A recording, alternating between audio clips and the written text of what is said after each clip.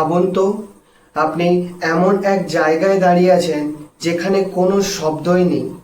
আপনি চিৎকার করছেন কিন্তু আপনার নিজের কণ্ঠও শুনতে পাচ্ছেন না। চারিদিকে শুধু অসীম অন্ধকার, দূরে অসংখ্য জ্বলজ্বলে তারা। এটাই হলো মহাকাশ, একটি রহস্যময় জগৎ যেখানে প্রতিটি মুহূর্তেই লুকিয়ে আছে এমন সব সত্য যা আমাদের কল্পনাকেও হার মানায়। আজকের এই ভিডিওতে আমরা জানব মহাকাশের সেই অবাক করা 10টি সত্য যা শুনলে হয়তো আপনিও মহাকাশকে নতুনভাবে দেখতে শুরু করবেন। তো বেশি না দেরি না করে চলো ভিডিওটি শুরু করা যাক। তো আমি দীপ, তোমরা দেখছো হিস্ট্রিওয়ালা দীপ। তো সবাইকে অবশ্যই বলবো চ্যানেলটি সবাই অতি অবশ্যই সাবস্ক্রাইব করে নেবে, যাতে সমস্ত ধরনের ভিডিও, রহস্যময় এবং রোমাঞ্চকর ভিডিও শুনতে অবশ্যই চ্যানেলটি সাবস্ক্রাইব করে নাও সবাই। তো চলো আজকে ভিডিওটি শুরু করা যাক। তথ্য নাম্বার 1, মহাকাশে কোনো শব্দ নেই। আমরা পৃথিবীতে প্রতিদিন অসংখ্য শব্দ শুনি, যেমন গাড়ির শব্দ, বায়ুর শব্দ, বিদ্যুতের শব্দ, কিন্তু মহাকাশে কোনো রকম কোনো শব্দ শোনা যায় না। কারণ আমাদের পৃথিবীতে বায়ু থাকে আর মহাকাশে কোনো রকম কোনো বায়ু থাকে না। শব্দ চলার জন্য একটি মাধ্যমের প্রয়োজন হয়, আর মহাকাশে সেই মাধ্যমটা না থাকার কারণে মহাকাশে কোনো রকম কোনো শব্দ কিন্তু শোনা যায় না।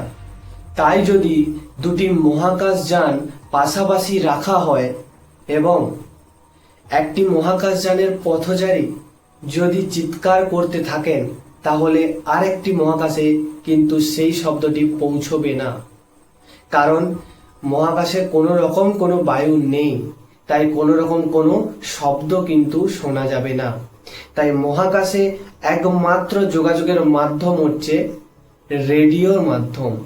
রেডিও সিগন্যালের মাধ্যমে মহাকাশে যোগাযোগ স্থাপন কিন্তু করা হয়ে থাকে।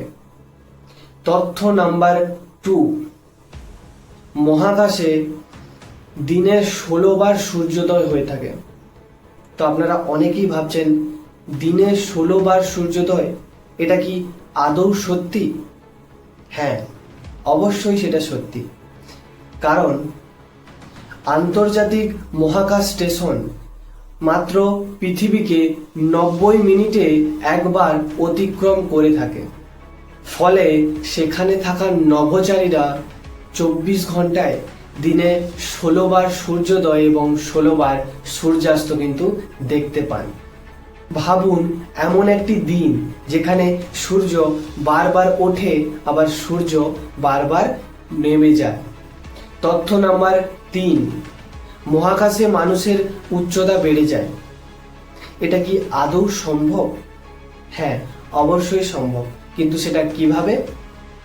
পৃথিবীর মধ্যাকর্ষণ সব সময় আমাদের মেরুদণ্ডকে সামান্য চাপ কিন্তু দিয়ে থাকে, কিন্তু মহাকাশে সেই চাপ থাকে না।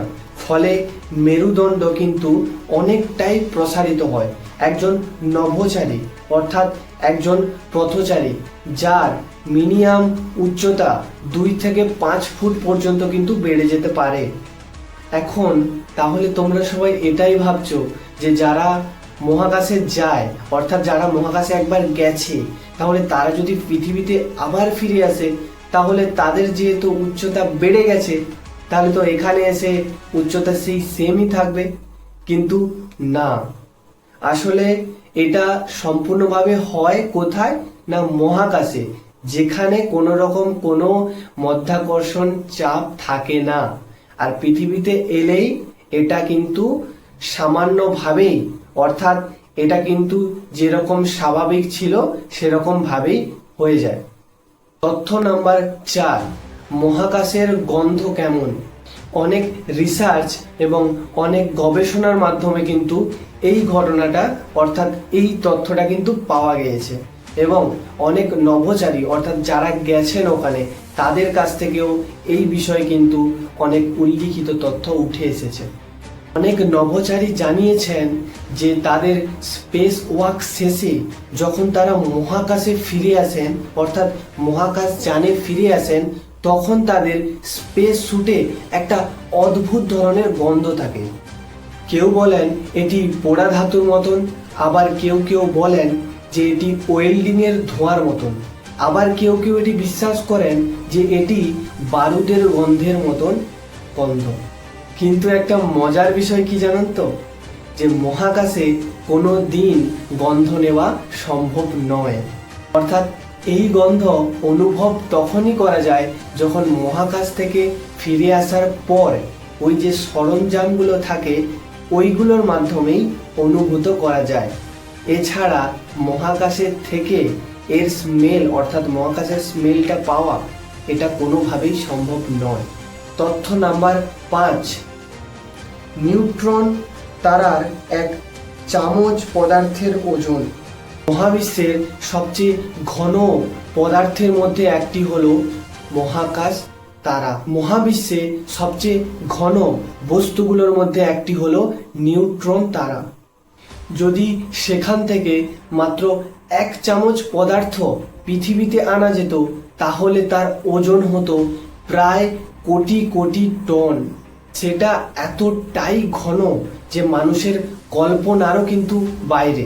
তথ্য নাম্বার 6, সূর্যের আলো আমাদের পৃথিবীতে আসতে, অর্থাৎ পৌঁছতে সময় লাগে কত? আমরা যখন সূর্যকে দেখি তখন কিন্তু আসলে বর্তমানের সূর্যকে দেখি না। অর্থাৎ আমরা যখন সূর্যকে দেখি যেই অবস্থায়, তখন কিন্তু সূর্যটা ঠিক সেই অবস্থাতে থাকে না। এই সূর্যের আলো পৃথিবীতে আসতে, অর্থাৎ পৃথিবীতে পৌঁছতে সময় লাগে প্রায় 8 মিনিট 20 সেকেন্ড। অর্থাৎ আপনি এই মুহূর্তে যেই সূর্যটাকে দেখছেন সেই সূর্যটা 8 মিনিট আগের দৃশ্য।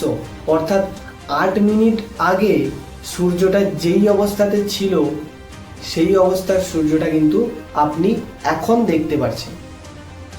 তথ্য নাম্বার 7, মহাকাশে চোখের জল পড়ে না।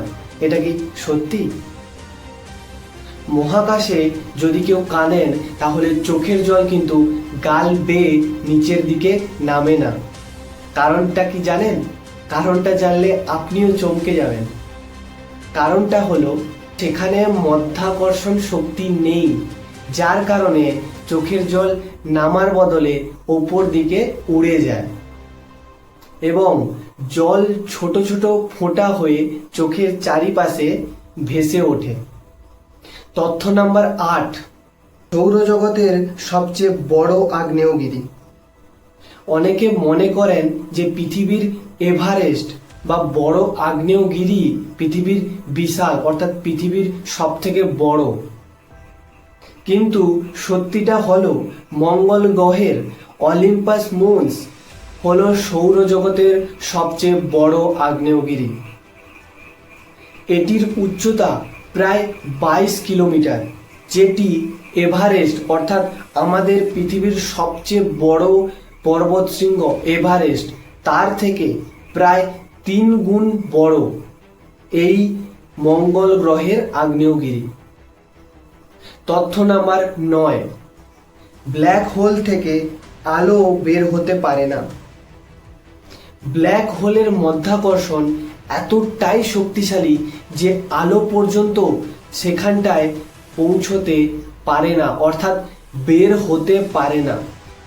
যদি কোনো বস্তু একবার ব্ল্যাক হোলের কাছে চলে যায় তাহলে সেই বস্তুটি আর আগের অবস্থায় ফিরে আসতে পারে না। এই কারণে ব্ল্যাক হোলকে আমাদের মহাবিশ্বের সবচেয়ে রহস্যময় বস্তুগুলির মধ্যে একটি ধরা হয়। তথ্য নাম্বার 10, মহাবিশ্ব কত বড়? আসলে সবার মধ্যেই একটাই কোশ্চেন ঘোরাফেরা করে।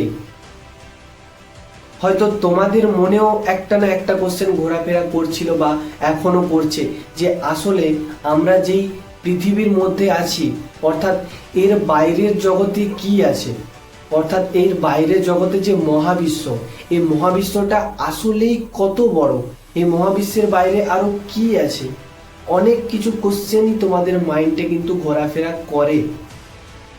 আসলে মহাবিশ্বটা কতটা বড়। আমাদের মিল্কি ওয়ে গ্যালাক্সিতেই রয়েছে 100 থেকে প্রায় 100 থেকে 400 বিলিয়ন তারা। এটা কিন্তু কোনো হাজার, লাখ বা মিলিয়নের নয়, বিলিয়ন। ভাবতে পারছো? 100 থেকে 400 বিলিয়ন তারা রয়েছে আমাদের মিল্কি ওয়ে গ্যালাক্সিতে। অর্থাৎ বিজ্ঞানীদের ধারণা, অর্থাৎ বিজ্ঞানীরা অনেক কিছু রিসার্চ এবং অনেক কিছু প্রযুক্তির মাধ্যমে তারা যতটা জানতে পেরেছে, তাদের এই দৃশ্যহীন এই যে মহাবিশ্ব, সেখানে প্রায় বিলিয়ন বিলিয়ন কিন্তু গ্যালাক্সি রয়েছে।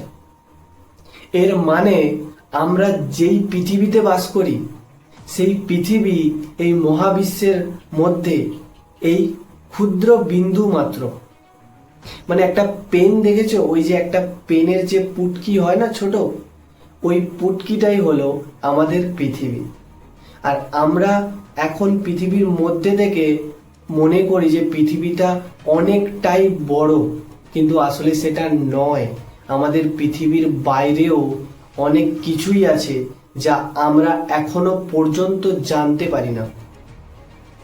মহাকাশ বিষয়ে আমরা যতই জানি, ততই মনে হয় যে এখনো পর্যন্ত অনেক কিছুই আমাদের কাছে অজানা। আপনার কাছে সবচেয়ে অবাক করা তথ্য কোনটি ছিল, অবশ্যই সবাই কমেন্টে লিখে জানাবেন। এবং ভিডিওটি ভালো লাগলে অবশ্যই লাইক করবেন, এবং এরকম ধরনের তথ্যময় এবং এরকম ধরনের রহস্যময় এবং রোমাঞ্চকর ভিডিও দেখার জন্য অবশ্যই চ্যানেলটি সাবস্ক্রাইব করে নেবেন এবং বন্ধুদের সাথে শেয়ার করে দেবেন। তো আজকের জন্য এতটাই, সবাইকে অসংখ্য ধন্যবাদ। দেখা হচ্ছে নেক্সট ভিডিওতে।